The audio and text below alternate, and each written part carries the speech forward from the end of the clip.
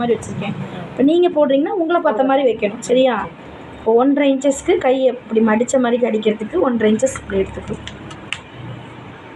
இந்த 1.5 இன்ச்சஸ்லேருந்து நம்மளுடைய அளவு ப்ளவுஸினுடைய ஒரு பாகத்தை மட்டும் பேக் சைட் பொசிஷனில் இருக்குது. தெரியுதா? பேக் சைட் பொசிஷனில் கரெக்டாக ஹைட் எவ்வளோ வருதுன்றதை செக் பண்ணிக்கலாம்.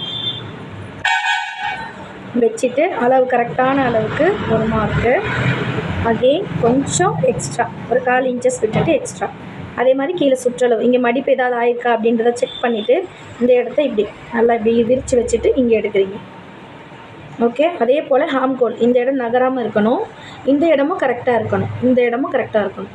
இந்த அளவுலேருந்து நேராக ஒரு கோடு, அகெயின் 1/4 இன்ச்சஸ்க்கு இன்னொரு கோடு, அப்புறமா சுற்றளவு இந்த இடம் கரெக்டாக சுருங்காமல் இருக்கான்னு செக் பண்ணிக்கிட்டு இந்த அளவு கரெக்டான அளவு. இப்போ இதுக்கும் டச்சப் கொடுத்துடணும். இதுலேருந்து உள்ளே விடுற துணி 1.5 இன்ச்சஸ் நம்ம எக்ஸ்ட்ரா உள்ளே விடுவோம்ல அந்த அளவு. அதே மாதிரி இங்கேயும் 1.5 இன்ச்சஸ் கிராஸாக இது எந்த கிராஸில் இருக்கோ அந்த கிராஸில் வச்சு அப்படியே எடுத்துக்கணும். இதை அப்படியே இப்படி கொண்டாந்து முடிச்சிடும். இதை அப்படியே ரிமூவ் பண்ணிடுறோம். இப்போ இந்த இடம் பிளாங்காக இருக்குல்ல, இந்த பிளாங்காக இருக்க ஏரியாவை ஃபில் பண்ணுறோம். இந்த இடத்துல அப்படியே டிஸ் மார்க் கொடுத்து ஒரு டயக்ராம் கொண்டு வந்துடும். ஓகேவா? இந்த பெண்ட் இப்படி வந்து முடியணும். ஓகே. இதில் இன்ட்டு மார்க்கு போடுறோம், அப்படியே கட் பண்ணி வெளியே எடுத்துக்கிறோம்.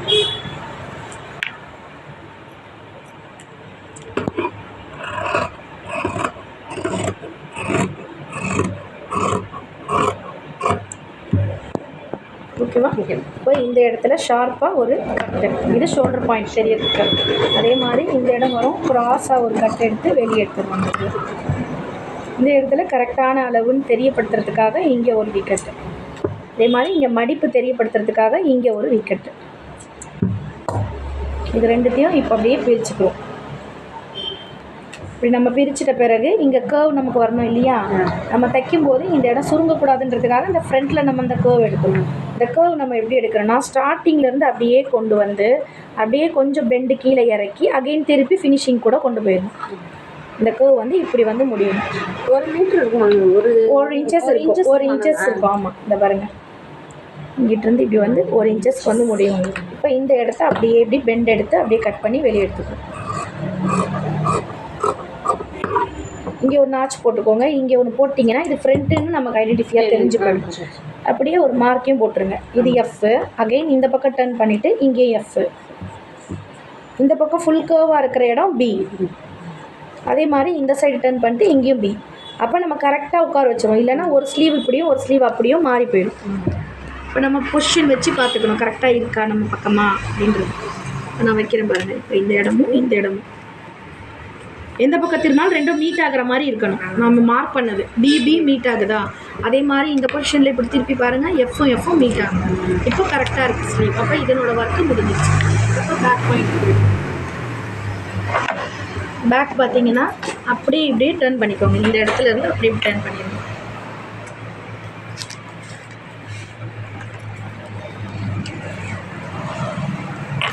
இதுவுமே ஃபோல்டிங்கு, ஆனால் இது டபுளாக போடணும். ஸ்லீவ் வந்து 4 ஃபோல்டிங்கில் போட்டோம், இப்போ இது வந்து டபுளாக போட்டுக்கிறோம். ஓகேவா?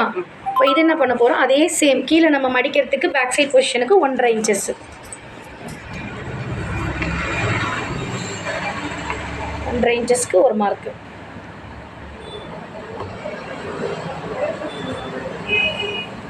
இப்போ அளவு ப்ளவுஸை கரெக்டாக டர்ன் பண்ணி அப்படியே பேக் சைட் போர்ஷனில் அப்படியே டர்ன் பண்ணி மடித்து வச்சுக்கணும். எந்த பக்கம் நம்ம அளவு எடுக்கிறோமோ அந்த பொசிஷனை நல்லா மடித்து நீட்டாக வச்சுக்கணும். சுருக்கமாக இருக்கா ஒரு அயன் பண்ணிவிடுங்க, பெஸ்ட்டு. இது நல்லா நீட்டாகவே இருக்குது. இதை பாருங்கள், இதை அப்படியே வச்சு ஃபஸ்ட்டு நம்மளுடைய உயரம், இந்த அளவு இப்படி கரெக்டாக வச்சுக்கிறோம். நம்மளுடைய உயரம் எவ்வளோ இருக்குது, ப்ளவுஸினுடைய உயரம் இதுவும் ஃபோல்டிங்கில் இருக்கணும், இதுவும் ஃபோல்டிங்கில் இருக்கணும். இப்போ உயரம் பாருங்கள் கரெக்டாக இதிலேருந்து நல்லா இப்படி வச்சு இப்படி பார்க்குறோம். உயரம் வந்து இந்த அளவுக்கு இருக்குது. இப்போது உயரம் எவ்வளோ இருக்கோ அந்த அளவுக்கு அப்படியே இப்படி ஒரு மார்க் பண்ணிக்கணும். இதிலேருந்து அகெயின் 1 இன்ச்சஸ் எக்ஸ்ட்ரா உள்ளே விடுற துணி. இப்போ இந்த பாயிண்ட்லேருந்து 1 எக்ஸ்ட்ரா ஷோல்டர் பாயிண்ட்டு. இப்போ இது எதுவுமே நகரக்கூடாது. இப்போ நம்ம இந்த கழுத்தினுடைய அகலத்தை குறிக்க போகிறோம். இப்போ பாருங்கள், இப்படி கரெக்டாக இருக்கா, தெரியுதா, தெளிவாக இருக்கா? இப்போ இந்த பகுதியில் கரெக்டாக கழுத்து பக்கத்துலேயே ஒரு அளவு, இது கரெக்டான அளவு. இப்போ நம்ம தைக்கிறதுக்கு மடித்து திருப்புறதுக்கு ஒரு நம்ம 1/4 இன்ச் தேவைப்படும். அந்த 1/4 இன்ச்சுக்கு எக்ஸ்ட்ரா இந்த பாயிண்ட் மேல் அளவு. அதே போல் கீழே வரும். கீழே வந்துட்ட பிறகு இந்த நெக்கு கரெக்டான அளவு ஒரு பாயிண்ட்டு. அகைன் திருப்பி 1/4 இன்ச்சு எக்ஸ்ட்ரா பாயிண்ட். ஓகே, இது அப்படியே டச்சப் பண்ணி இப்படி நம்ம கர்வ் கொடுத்து இப்படி டர்ன் பண்ணிட வேண்டியதா. இப்படி திருப்பினீங்கனாலே இப்படி வந்துடும் உங்களுக்கு. இந்த இடத்த அப்படியே டச் பண்ணி இப்படி டர்ன் பண்ணிக்கலாம். இது தெரியுதா? அதே மாதிரி 1/4 இன்ச்சஸ்க்கும் அதே மாதிரி ஒரு டக் பண்ணி அப்படியே கொண்டு வந்து இப்படி டர்ன் பண்ணிடுங்க. இது பானைக்காக இருந்தாலும் சரி, ரவுண்ட் நெக்காக இருந்தாலும் சரி, டீப் நெக்காக இருந்தாலும் சரி, என்னவா இருந்தாலும் அதை அப்படியே கொண்டு வந்து நம்ம இதில் உட்கார வச்சிடலாம். ஓகே, இந்த அளவு அப்படியே கொண்டு வந்துடணும். இப்போ நீங்கள் இன்கேஸ் இது கீழே இறக்க போகிறீங்க அப்படின்னா, இப்போ இந்த அளவுலேருந்து எவ்வளோ இறக்கணுங்கிறத நீங்கள் மென்ஷன் பண்ணிக்கோங்க. இப்போ என்னோட அளவு இவ்வளோ இருக்குது, நான் இன்னும் கொஞ்சம் கீழே இறக்க போகிறேன்னா இங்கே அளந்துக்கோங்க. இடுப்பு இறக்க போகிறீங்களா, ப்ளவுஸை மேலே தூக்கிக்கோங்க. இடுப்பு இறக்கணும்னா ப்ளவுஸை மேலே தூக்கணும். நெக்கை இறக்கணும்னா அப்படியே வச்சு பாயிண்ட்டை மட்டும் கீழே இறக்கிக்கணும். ஓகேவா? அப்படியே ஹாம்கோல் பகுதிக்கு வந்துடும். ஹாம்கோலில் கரெக்டாக இந்த பாயிண்ட் நகராமல் வச்சு கரெக்டான அளவுக்கு ஒரு மார்க்கு. அகைன் 1/4 இன்ச்சஸ்க்கு இன்னொரு மார்க். இந்த ஷோல்டர் பாயிண்ட் நகரக்கூடாது, அப்படியே வச்சு சுற்றளவு எவ்வளோ இருக்கோ அதுக்கு பக்கத்துலேயே ஒரு மார்க்கு. இப்போ இடுப்பினுடைய சுற்றளவு, இடுப்பில் நம்ம டக் கொடுத்துருக்கோம். ஸோ இதுக்கு பக்கத்துலேயே நம்ம பிடிக்க முடியாது. 2 டக்கு இருக்கிறதால 1/2 இன்ச்சஸ் எக்ஸ்ட்ரா விட்டுக்கோங்க. இந்த டக் நம்ம பிடிக்கும் போது ஆட்டோமேட்டிக்காக இது உள்ளர வந்துடும். ஓகே, இப்போ நார்மலாக இப்படி கொண்டு வந்து இந்த ஆஃபில் அப்படி டச் பண்ணிவிடுங்க. அதேக்கு அப்புறமா திருப்பி அகைன் 1/2 இன்ச்சஸ் நம்ம நெக்குக்கு எப்படி கழுத்துக்கு எப்படி வச்சோமோ அதே போலவே 1/2. நம்ம உள்ள கைக்கு எப்படி 1/2 வைக்கிறோமோ அதே 1/2 இங்கே வைக்கணும். கைக்கு 2 வைக்கிறீங்கன்னா இங்கேயுமே 2 தான் வைக்கணும், மாற்றி வைக்கக்கூடாது. ஓகே, இப்போ இதுக்கும் அதே மாதிரி 1/2 இன்ச்சஸ். அப் டவுன்லேயுமே நமக்கு கொஞ்சம் கூட மெஷர்மெண்ட் மாறக்கூடாது. மேலே எடுக்கிற அளவு அப்படி கீழே அப்படியே இருக்கணும். இதை அப்படியே இறக்கி இப்படி கொண்டு வந்து வெளியே விட்டுரும். ஓகேவா? இப்போ இந்த ரவுண்டு இதை குறிக்கணும்.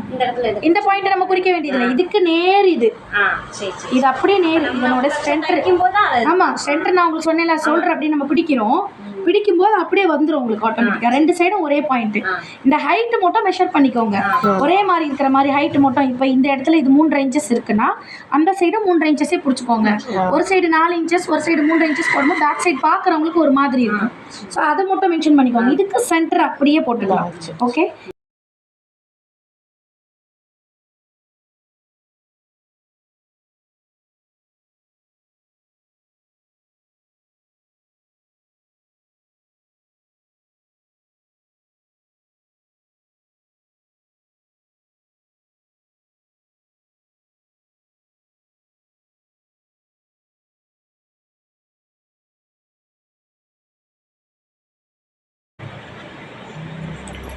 இது வந்து உங்களுக்கு கச்சோலி. ஆனால் நம்ம இதை பிரின்சஸ் கட்டிங்காக மாற்ற போகிறோம். இப்போ இந்த அளவுகளை அப்படியே நோட் பண்ணுறோம். திருப்பி அகைன் கரெக்டாக வைக்கிறோம். ஹாம்கோல் பகுதி கரெக்டாக எடுத்துக்கிறோம். அளவுலேருந்து எக்ஸ்ட்ரா 1/4 இன்ச்சஸ் எடுக்கிறோம். இந்த டாட் இருக்குல்ல, இந்த டாட்காக எவ்வளோ நம்ம விடணும் எக்ஸ்ட்ரா? டாட் பிடிக்கிறதுக்கு எவ்வளோ விடணும்? 1/2 இன்ச்சஸ் விடணும். 1/2 இன்ச்சஸ் எக்ஸ்ட்ரா விடுறீங்க. அகைன் திருப்பி உள்ளே விடுற துணி 1/2 இன்ச்சஸ். எப்பயும் யூஸ்வலாக விடுறது 1/2 இன்ச்சஸ் விடுறீங்க. ஓகே, இந்த பாயிண்ட் புரிஞ்சிச்சா உங்களுக்கு? இதுக்கு மட்டும் 1/2 இன்ச்சு விடுவோம். ஆனால் நார்மல் ஜாக்கெட்டில் விட மாட்டோம்ல மேம். நார்மல்லையும் விடுவோம். நார்மல்லையுமே 1/2 இன்ச்சஸ் தான் வரும். நார்மல்லையும் 1/2 தான் வரும், கிராஸ் கட்டிங்லேயும் 1/2 தான் வரும், பிரின்சஸ் கட்டிங்லேயும் 1/2 தான் வரும். எல்லாத்துலேயுமே இந்த பாயிண்ட்டும் 1/2 இன்ச்சஸ் தான் வரும். கீழே உள்ள இந்த பகுதி மட்டும் தான் நமக்கு 1/2 இன்ச்சஸ் வரும். கீழே தான் 1/2 இன்ச்சஸ் வரும். சரியா? இப்போ அதே மாதிரி ஃப்ரண்ட்டு அந்த கழுத்து பகுதியை அதே மாதிரியே கரெக்டான அளவு அகைன் 1/4 இன்ச்சஸ் மார்க் பண்ணிக்கிறோம். புரிஞ்சிச்சா? இப்போ மேல் பகுதி முடிஞ்சிருச்சு. இப்போ கீழ் பகுதிக்கு நம்ம நார்மல் ப்ளவுஸில் கச்சோலி தனியாக மார்க் பண்ணிவிட்டு கட் பண்ணுவோம். கரெக்டாக? இது பிரின்சஸ் கட்டிங்கிறதால இதனோட அளவு எவ்வளோ இருக்கோ அந்த அளவு அப்படியே மார்க் பண்ணுவோம். புரியுதா? அளவு எவ்வளோ இருக்கோ அந்த அளவு அப்படியே எடுத்துக்கிறோம். எடுத்த அளவுலேருந்து 1/2 இன்ச்சஸ் கூட திருப்பி ஒரு லைன் போட்டுக்கிறோம். ஏன் இது நம்ம மடித்து தைக்கும் போது நமக்கு தேவைப்படக்கூடிய அளவு இது. ஓகே, 1/2 இன்ச்சஸ் எக்ஸ்ட்ரா விடுறோம். அளவு அப்படியே எடுத்துட்டோம். கீழே 1/2 இன்ச்சஸை கூட விட்டுருக்கோம். இப்போ இந்த பாயிண்ட்டுக்கும் அதே தான் சேம். கச்சோலிலேருந்து 1/2 இன்ச்சஸ் நம்ம எக்ஸ்ட்ரா விடுவோம் இல்லையா, அந்த 1/2 சேம் அது போலவே 1/2 விட்டுக்கிறோம். இப்போ இந்த 1/2ஐயும் இந்த 1/2ஐயும் டச்சப் கொடுக்குறோம். ஒரு சிலருக்கு இப்படி கிராஸாக வரும், ஒரு சிலருக்கு இப்படி ஸ்ட்ரைட்டாக வரும், ஒரு சிலருக்கு இப்படி கூட லைன் போகும். அவங்களுடைய ஷேப்ஸை பொறுத்து உங்களுடைய அளவுகள் மாறுபடும். ஆனால் நம்ம ப்ளவுஸை தான் கணக்கு பார்க்கணும். ப்ளவுஸ்லேருந்து 1/2 இன்ச்சஸ் கணக்கு ஒன்றுமே ப்ராப்ளம் கிடையாது. ஒருத்தர ஷேப் தகுந்த மாதிரி மாறும் உங்களுக்கு. அதே மாதிரி உள்ளே விடுற துணி இங்கே எப்படி 1/2 விட்டோமோ அது போலவே இங்கேயும் 1/2 இன்ச்சஸ் விட்டுக்கிறோம். ஓகே, அப்போ இந்த ஒன்றையும் டச்சப் பண்ணிக்கலாம். புரிஞ்சிச்சா உங்களுக்கு? இப்போ இதுல இருந்து இப்போ இது இந்த கணக்கு உங்களுக்கு தெளிவாயிட்டீங்களா? புரிஞ்சிச்சா? இப்போ இது அப்படியே இதுக்கு மட்டும் நம்ம அரை இன்ச்சஸ் மட்டும் இங்கே விடணும், இங்கே 1.5 இன்ச்சஸ் விட்டுட்டோம். ஓகேவா? இந்த ஹாம்கோலோட வளைவு எப்பயும் போல இப்போ நீங்க இங்கே எப்படி எடுத்தீங்களோ அது போலவே கரெக்டாக வைக்கிறோம். பாயிண்ட்டுக்குள்ள ஒரு விரல் அப்படியே புள்ளி வச்சிடுறோம், அப்படியே இதை தூக்கிடுறோம். அவ்வளோதான், இது முடிஞ்சிச்சு. இதுல இருந்து இந்த கர்வ் கொடுத்துடுறோம்.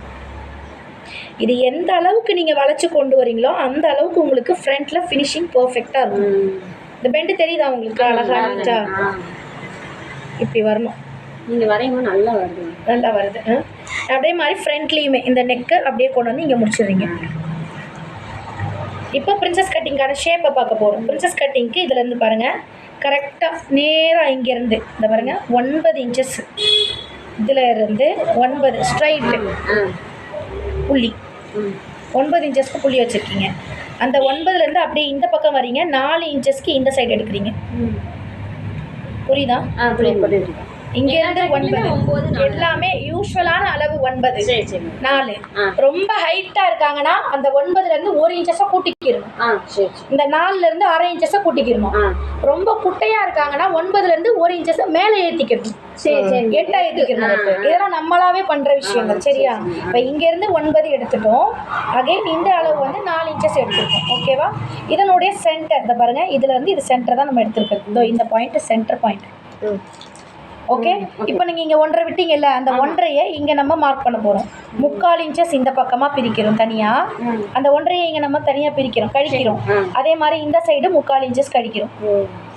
ஓகே, இதிலிருந்து 1.5 இன்ச்சஸ் இந்த பக்கம் பாயிண்ட்டுக்கு நேராக ஒரு கோடு, இங்கே நேராக ஒரு கோடு, அகெயின் இங்கே நேராக ஒரு கோடு. இது 1.5க்கு மட்டும்தான் 3 கோடு போட்டிருக்கோம். இங்கே 1.5 3 கோடு போட்டிருக்கோம். இதனோட நேர்பகுதி இது. நேர்பகுதியில் இந்த பக்கம் 3/4 இந்த பக்கம் 3/4 எடுத்து 3த்துக்குமே 1.5 எடுத்துருக்கோம். இங்கேருந்து 9 இங்கேருந்து 4. ஓகேவா? இப்போ இந்த பாயிண்ட்டை அதை பாருங்கள், இப்படி கொண்டு வந்து இதில் டச்சப் கொடுக்குறேன். இந்த புள்ளியோட டச் பண்ணுறேன். அகெயின் இதை அப்படியே கொண்டு வந்து இப்படி ஹாம்கோலோட டச் பண்ணிக்கிறேன். சி மார்க்கு, இது அப்படியே சி மார்க் முடியும். ஏன்னா இது வேற எங்கேயுமே போகாது. நீங்க இப்படியும் கொண்டு வர முடியாது, இதை இப்படியும் கொண்டு போக முடியாது. இதனோட சென்டர் இந்த 9 நீங்க டச்சப் கொடுத்தாலே ஆட்டோமேட்டிக்கா உங்க கை இப்படி கொண்டு வந்து இப்படி முடிச்சிடும். இது எந்த இடம்? நம்ம நார்மல் ப்ளவுஸ்ல இங்க மடிச்சு அடிப்போம்ல அந்த இடம். புரியுதா? இது எந்த இடம்? இங்க நார்மல் ப்ளவுஸ்ல கீழே மடிச்சு அடிக்கிற இடம். இதுக்கு இடைப்பட்ட அளவுல இங்க கேப் இருக்கும். அந்த கேப்பை நம்ம பிரின்சஸ் கட்டிங்ல ஃபில் அப் பண்ணி இப்படி கொண்டு போயிடும். அதுதான் பிரின்சஸ் கட்டிங்கா நமக்கு வருது. இந்த சென்டர்ல நமக்கு வந்து அந்த கட்டுக்கு நம்ம பிடிக்க போறது கிடையாது. தேவைப்பட்ட அதையும் நீங்க பிடிச்சிக்கலாம், அதுவும் தப்பு இல்லை.